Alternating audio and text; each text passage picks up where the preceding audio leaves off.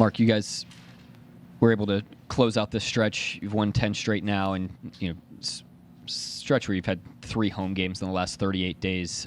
What does it say about the team to be able to power through and do what you needed to do to get a win tonight? Yeah, I mean, it's been obviously a tough stretch. Every team goes through tough stretches, but doesn't mean make it easy, and the guys have had no excuses. We've endured some injuries and obviously a lot of travel and tough games, and guys just keep showing up and keep punching. So a lot of positives. Now we go home for I think 5 in a row, and a string of really high-level opponents that are playing very well. So it'll be a great test for us, but it'll be good to get back home.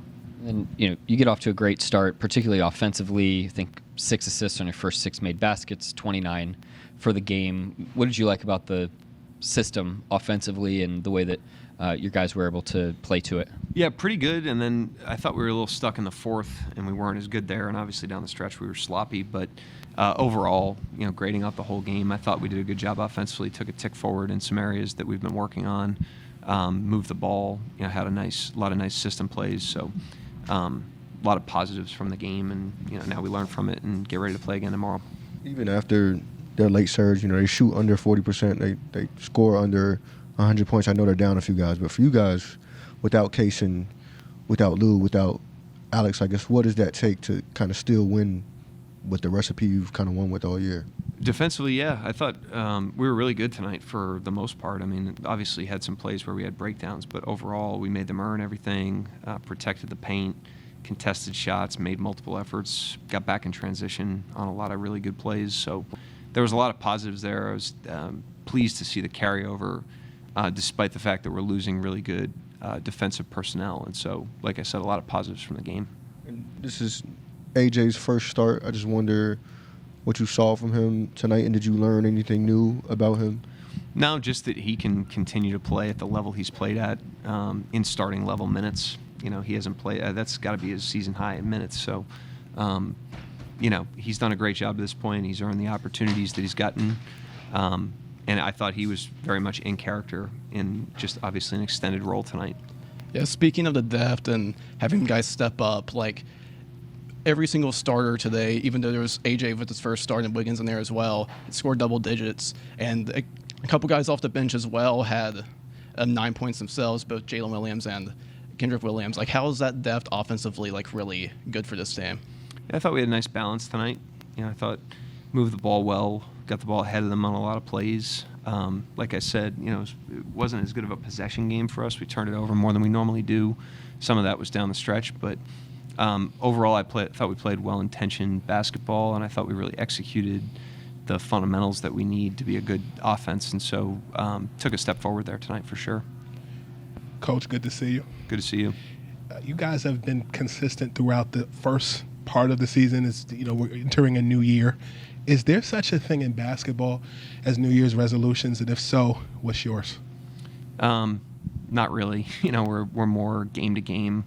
We basically are just trying to improve with every experience, sustain the things we're doing well, improve the things that we're not doing well, and stack that up over time rather than these large, big picture things. It's a game of possessions, and we just try to be better in the possessions over and over again throughout the season. And we've obviously gotten off to a nice start, so a lot of our stuff moving forward is how can we sustain that and then improve on the things that are lagging a little bit.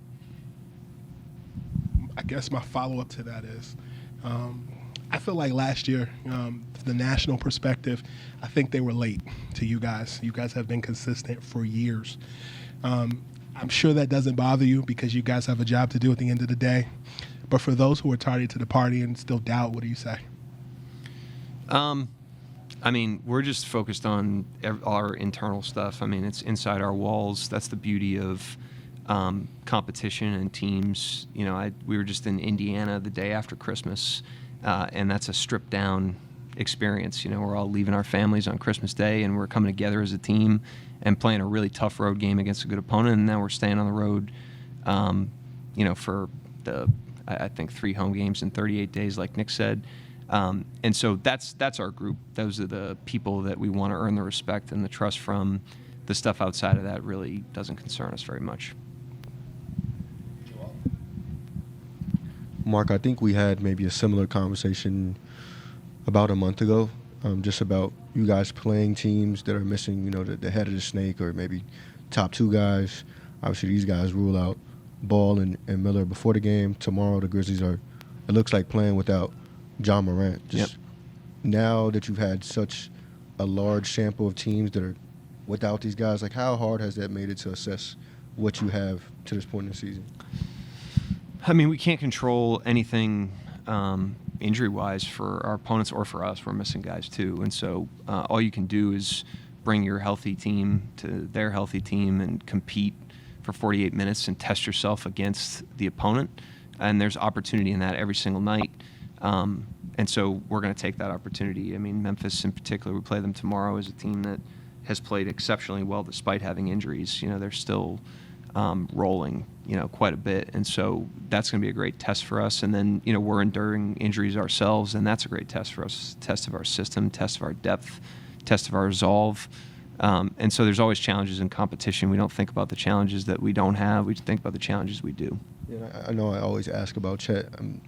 I just wonder, having had this sample playing with iHeart, still being a good team without Chet, I guess how much do you think about the possible overlap whenever he comes back, like whatever this team establishes an identity or whatever the case might be, leading up to the point Chet gets back? Like, how much have you thought about that?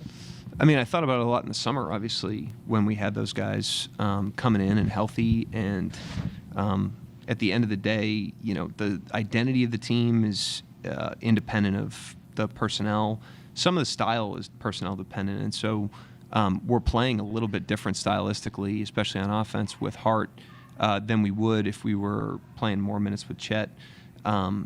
But it's been a good opportunity for us to, stretch our system, learn about a new player, learn about that style of player.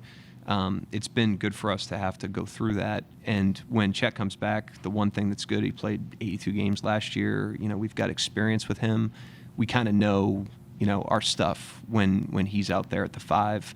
But we'll have stuff to learn when they're out there together. And there's going to be plenty to learn, but we can't skip steps in that process. We got to wait, obviously, for him to get healthy. You got to see Aaron Wiggins get his jersey retired at his high school last night, and then he gets the chance and makes a huge impact right from the start. What'd you make of this kind of 24 hours for him? Yeah, I mean, I thought yesterday was really cool. The thing I respect most about him is just how much his teammates love and respect him. I mean, his teammates really like that guy. And you can't fake that. And those guys are really in there with him. And he hasn't played, to the level that he's capable of lately, which is normal. It's an 82 game season. These guys have long careers. He's been in the league, 3 or 4 years now. So, I mean, he's played a lot of games, and it's not going to be linear. But it was good to see him break out the way he did tonight on the offensive end. I thought he was engaged defensively. He did a really good job on Bridges, especially early in the game. And so I was also happy to see him tick up. But yesterday was a great day for him and his family. And like I said, the thing that always stands out to me about Aaron is the way that his teammates respond to him. Anybody else? All right, thank you.